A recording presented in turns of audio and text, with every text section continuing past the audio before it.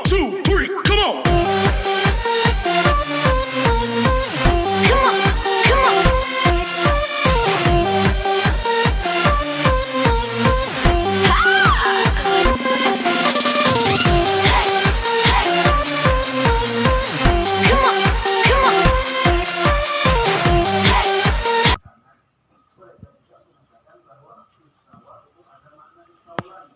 Assalamualaikum warahmatullahi wabarakatuh. Waalaikumsalam warahmatullahi wabarakatuh. Gimana kabarnya anak-anak? Alhamdulillah baik. Baik semua ya. Saya Ya. absen terlebih dahulu. Auli Sinta, Hadir. Asrul Sadek, Hadir. Amri Daniel, Gak hadir bu. mana? Sakit. Sakit apa ya? Demam. Walah, semoga segera diberi kesembuhan oleh Allah. Amin. Anita, Hadir. Alina, Hadir. terima kasih. Sebelum kita memasuki pelajaran pada pagi hari ini, ada baiknya kita berdoa terlebih dahulu kepada guru-guru kita, kepada teman-teman kita, kepada orang-orang terdahulu kita. Semoga kita diberikan kebaikan, keselamatan dunia dan akhirat. Lahumul Fatihah.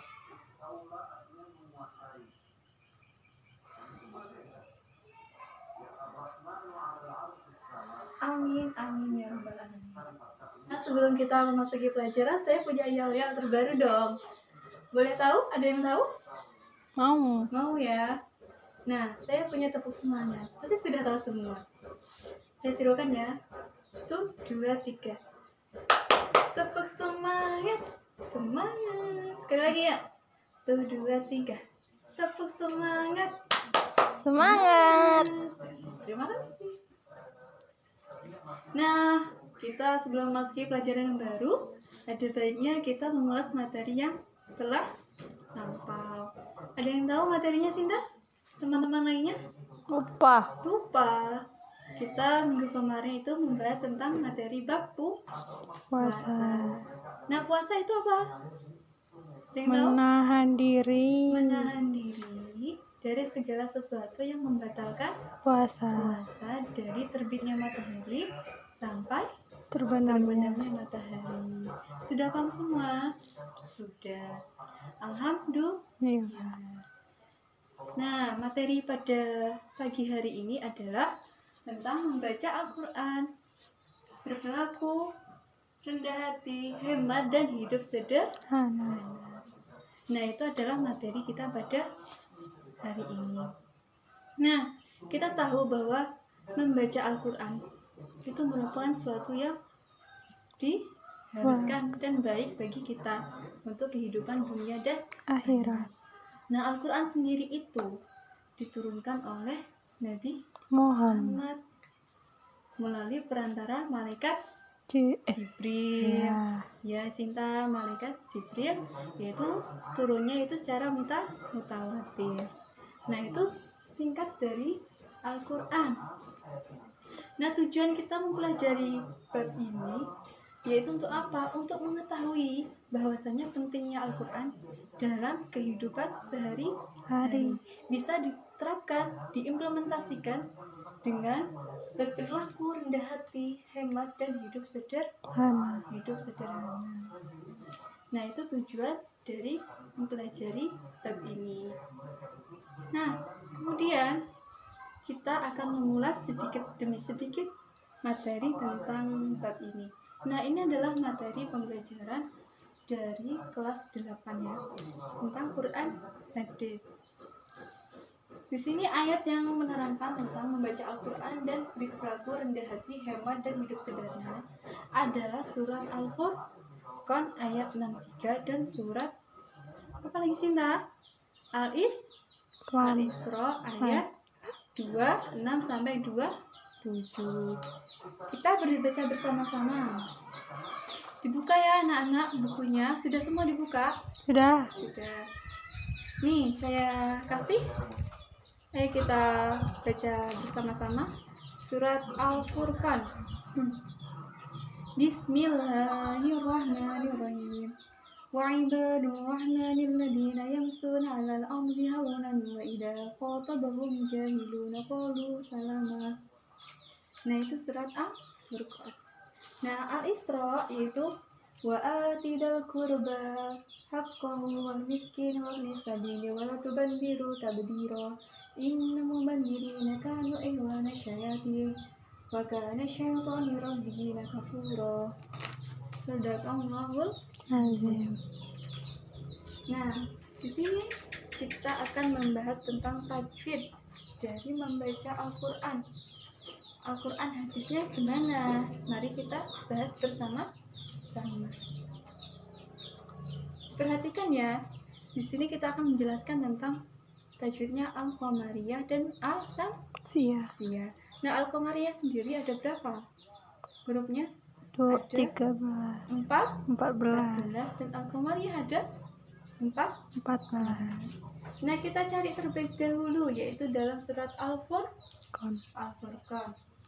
Yang mana yang menjelaskan tentang ada surat ada bacaan Al-Qamariyah dan Al-Samsiyah? Seperti contoh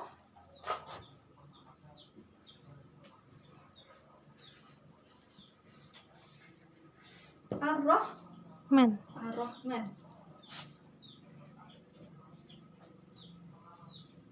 Ini termasuk bacaan Al-Qamariyah atau Al-Samsiyah, anak-anak? Lupa ya. Nah, ini termasuk bacaan Al-Samsiyah. Sia. Apabila al bertemu dengan salah satu huruf syamsiyah, maka hukumnya adalah diidghamkan. Diidghamkan maksudnya gimana? Yaitu dimasukkan kepada huruf yang kedua. Jadi bacanya Ar-Rahman, bukan Al-Rahman. Paham ya? Nah, kita cari lagi yang tentang Al-Qamariyah dalam surat Al-Isra. Contohnya di sini adalah Al-Qurba.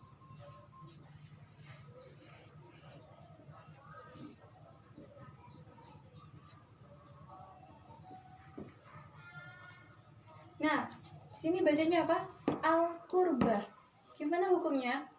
Apabila al bertemu dengan huruf Al-Qamariyah, maka hukumnya dibaca idhar. Idhar artinya apa? Jelas. Jelas. Jadi udah bisa membedakan dengan As-Samsiyah dan Al-Qamariyah ya anak-anak. Insya Allah sudah bisa ya. Kemudian implementasinya dalam kehidupan sehari-hari itu seperti apa? Yang tadi yaitu ditandai dengan rendah hati, hemat, dan hidup sederhana. Nah, coba Sinta dibacakan pengertiannya rendah hati itu apa? Ayo dibaca Sinta. Kerendahan hati atau disebut dengan tawadu artinya yaitu suatu sikap menyadari keterbatasan kemampuan diri sendiri sehingga dengannya seseorang tidaklah mengaku, tidak pula menyombong. Jadi rendah hati adalah sikap tawadu kita terhadap orang tua, terhadap guru, terhadap diri sendiri. Itu termasuk sikap rendah hati. Nah, saya punya contoh sikap rendah hati. Nih, diperhatikan ini gambar apa, Nana? Gambar seorang anak terhadap orang tua. Nah, anaknya sedang ngapain ini ya? Sedang memberikan uang kepada orang tua tersebut. Seorang anak kecil itu termasuk sudah menunjukkan sikap rendah hati. Dia tidak tega melihat orang tua itu tidak mempunyai apa-apa, makanya dia memberikan uang untuk membeli, contohnya untuk membeli nasi atau lain sebagainya. Nah, di sini dijelaskan bahwa rendah hati adalah sikap merendahkan diri di hadapan Allah dan sopan santun terhadap sesama. Jadi kita harus bersikap sopan santun terhadap sesama, kepada teman, kepada orang tua dan lain sebagainya. Nah, orang yang memiliki sikap rendah hati itu tidak akan meremehkan orang lain dan tidak bersikap sombong. Jadi lawan kata dari rendah hati itu adalah sombong. Sombong merupakan suatu hal yang tidak diperbolehkan. Sombong, dengki termasuk hal yang tidak boleh. Contohnya, sombong, kamu berprestasi di kelas dan menyombongkan, membangga-banggakan prestasi kamu, itu termasuk sifat Sombong. tidak mempunyai sifat tawadhu. Seperti itu ya, itu termasuk sikap rendah hati. Nah, adapun hikmah yang kita dapat dari rendah hati yaitu dipandang mulia dan memiliki derajat yang tinggi. Oleh Allah kita diberikan derajat yang tinggi karena memiliki sifat tawadhu. Kemudian yang kedua yaitu membuat hidup lebih baik dan hati menjadi lebih tenang. Kita lebih tenang, tidak menyombong-nyombongkan segala sesuatunya. Kemudian memiliki banyak teman. Di sekolah punya teman, tempat ngaji punya teman, di rumah punya teman juga banyak. Yang terakhir yaitu menjauhkan diri dari permusuhan, dibenci orang lain. Itu termasuk dari rendah hati. Smile dong. Kemudian yang kedua apa, anak-anak? Yang kedua apa, anak-anak? Hemat. Hemat. Di sini saya punya gambar. Coba diperhatikan terlebih dahulu. Ini gambar apa, anak-anak? Gambar seorang anak yang menabung. Seorang anak yang menabung. Kita terlebih dahulu mengetahui bahwasannya hemat adalah membelanjakan atau mengeluarkan harta atau barang dengan tidak berlebih-lebihan atau israf. Nah, dengan cermat kita mengutamakan sebuah kebutuhan daripada keinginan semata. Itu merupakan hemat. Salah satu contoh hemat adalah ini, seorang anak yang menabung agar bisa memiliki uang untuk yang masa yang akan datang.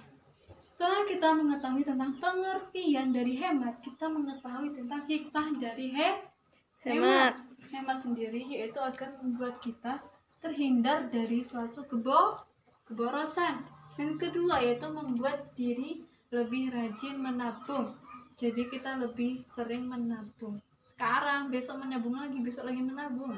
Kemudian terhindar dari stres dan kemiskinan. Kita punya tabungan. Kita punya tabungan untuk yang masa yang akan datang ketika kita tidak punya duit mendadak. Kita kan bisa mengambil tabungan tersebut.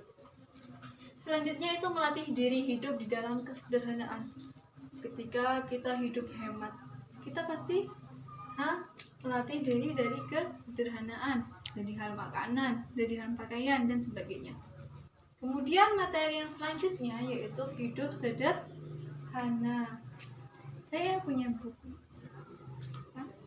Hidup Sederhana. Ini gambar apa, anak-anak? Gambar seorang orang tua yang sedang berjalan dan membawa suatu kayu.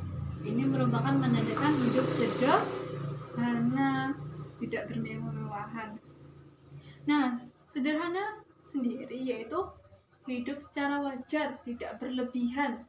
Tapi hidup sederhana itu tidak berarti dia miskin dan tidak berarti dia kaya. Jadi dia standar, tidak membangga-banggakan hartanya dan lain sebagainya. Adapun hikmah dari hidup sederhana yaitu memberikan kenyamanan. Kita merasa nyaman, hartanya tidak cepat habis, tidak memboros-boroskan. Yang kedua yaitu menghemat waktu. Yang ketiga yaitu membuat kita berpikir 2 kali dalam investasi.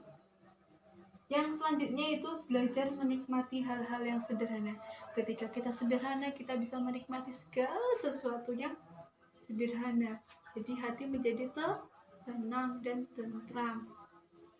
Nah, inilah materi kita yang dapat kita pelajari yaitu rendah hati, hemat, dan hidup sederhana. Nah, ini materi kita yang tadi. Bisa dipahami kan semua? Saya mempunyai strategi. kelas ini dibentuk menjadi 3 kelompok. Sudah dibentuk anak-anak segera? Sudah ya?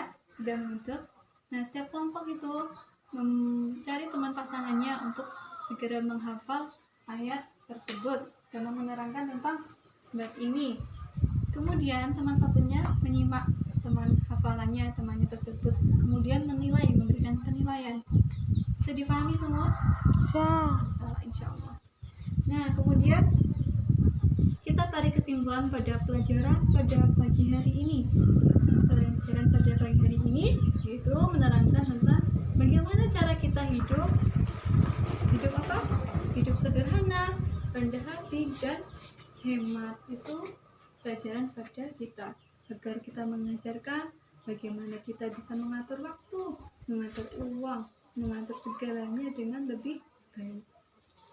Kemudian untuk tugas di rumah, silahkan kerjakan materi LKS-nya yang isai, ganda, dan lain sebagainya, silahkan dikerjakan. Kemudian PR di rumah dipelajari, dicatat apa yang sudah kita pelajari pada pagi hari ini, kemudian direview untuk pertemuan yang akan datang. Bisa dipahami? Bisa. Bisa, insya Allah ya. Karena kita hidup di zaman modern ini, semua serba canggih, semua serba mewah, semua serba wah. Jangan tinggalkan membaca Al-Quran, karena Al-Quran itu sangat penting. Seelek-eleknya uang, sejelek-jeleknya orang, itu adalah 3 ayat dalam sehari dalam membaca Al-Quran. Jadikan sempatkan walaupun sebentar dalam membaca Al-Quran, karena Al-Quran itu sangat penting dalam kehidupan. Nah, sebagai pedoman hidup bagi kita semua, khususnya bagi anak-anak sekalian ya. Bisa dipahami semua? Bisa. Semoga apa yang kita pelajari pada pagi hari ini bisa bermanfaat untuk kita semua. Amin ya robbal alamin. Baiklah anak-anak, marilah kita dipersiapkan untuk pulang nanti. Di buku-bukunya dibereskan dan sudah dipersiapkan untuk pulangnya? Sudah? Insya Allah sudah. Marilah kita tutup pelajaran pada pagi hari ini dengan kafaratul majlis. Bismillahirrahmanirrahim. Subhanakallahumma wa bihamdik, asyhadu an la ilaha illa anta, astaghfiruka wa atubu ilaik. Dari saya kurang lebihnya mohon maaf. Akhiran, wassalamualaikum warahmatullahi wabarakatuh.